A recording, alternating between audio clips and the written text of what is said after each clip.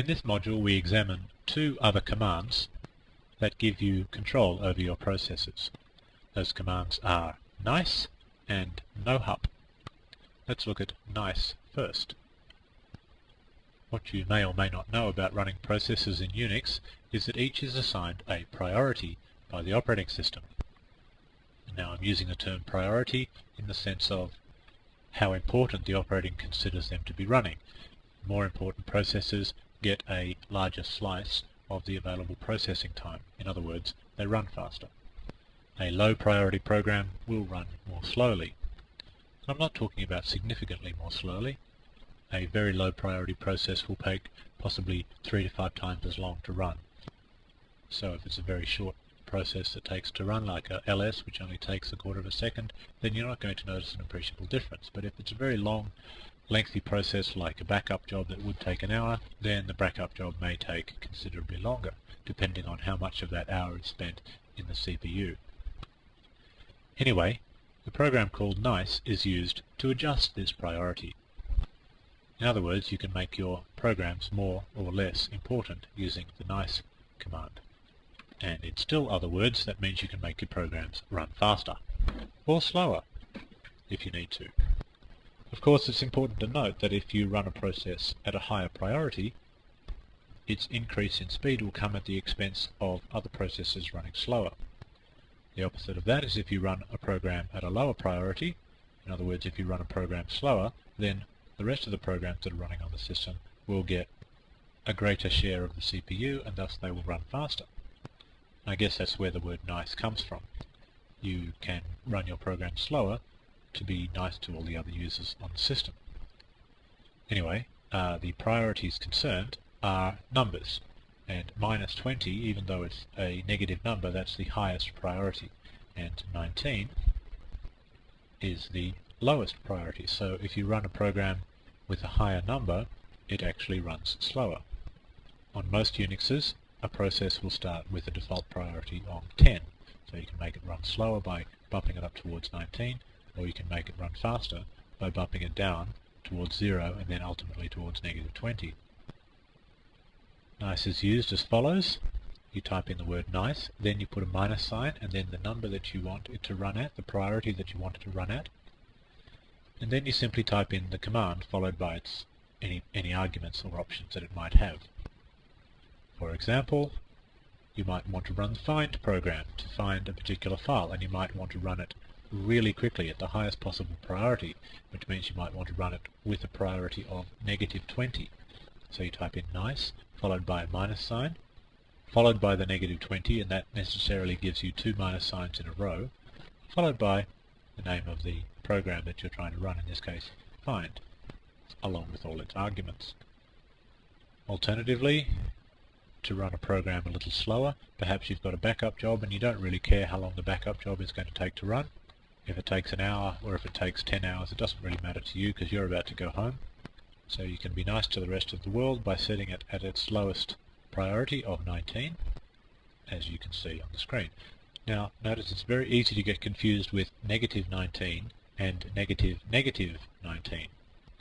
Negative 19 is running at a priority of negative 19, which is one of the highest priorities that you can have, whereas just a dash followed by a 19 on the command line is actually specifying that you want to run at a priority of positive 19. I know it's very confusing, but you just recall that you must always have a minus sign in front of the priority. So if you want to find out what number it is, just pretend that the first minus sign isn't there, and that will give you the priority that you're trying to run it at. Anyway, I'll give you some examples now. I'll run the ps command, and I'll run it at its lowest possible priority, which is minus 19. I'll just run ps, and it's running a little slowly, but there it goes.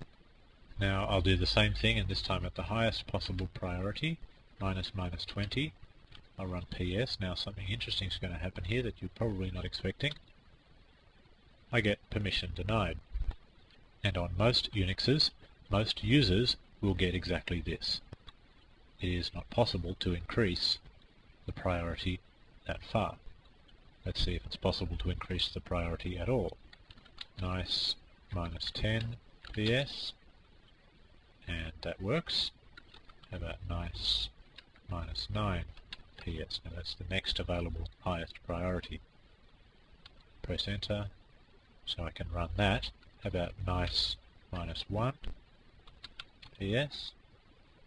Okay, I can run it at a priority of 1. How about nice minus 0 PS? And yes, that works. How about nice minus 1 PS? Okay, I didn't type that right, I'm sorry. Nice minus 1 PS.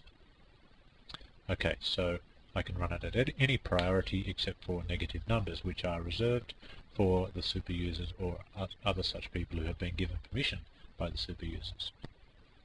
So now let's move on, and I'll show you the other process control in this chapter. If you recall from something I mentioned earlier in this chapter, whenever you log out, all the processes that you have running asynchronously are automatically terminated. Well, I'll now show you a way that you can prevent that from happening.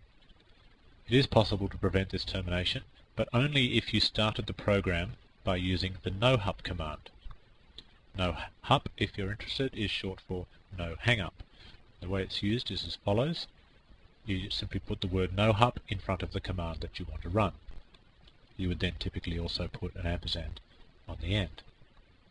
For example, you might be trying to run a big backup job, and what you might be trying to do is start the backup job, and then once it's running, immediately log off and go home. Now, ordinarily the logging off part would interrupt the backup job, it would die, and so if you didn't have the nohup option, your only other option would be to leave yourself logged on overnight, which is obviously a security risk in some companies. Gladly, nohup relieves us of this option. Now I'll show you how that works, but before I do, I'll just make one note. If that program is going to create any standard output, then that output obviously has to go somewhere. It can't go to the terminal because you might be logged out at the time. So where are any messages going to go? Well, they are typically written to a file called nohup.out in whatever directory you happen to start the program. Now, if that's okay with you, then just leave it as B. But if you would like the output to go somewhere more meaningful, then simply redirect the output using the greater than sign to a file or something else. Anyway, let me show you an example of that. The first thing I'll do is I'll prove to you that programs do actually die when you log off. I'll say sleep 1000 and I'll run that in the background. Okay, now it's running. I'll just do a PS to confirm that it's running. Yes, there it is, and now I will log off. Exit, and I'm now no longer connected to zip. So what I'll do now is I'll get rid of this window and I'll start another telnet session and log into zip again. Okay, I've done that. I'm logged in again, and I just do a PS, and I find that my sleep is not there. Okay, so now I'll do the same thing again using nohup sleep 1000 ampersands, and I get a little message that the output is getting appended to nohup.out. Okay, well, I'm quite comfortable with that because I don't think there's going to be any output. But now I will log out again. Just type in exit, and now I've logged out, and same as before, I will log back in again and back again, and now I'll just simply do a PS, and the sleep is still running. So nohup can be an extremely useful program at some times.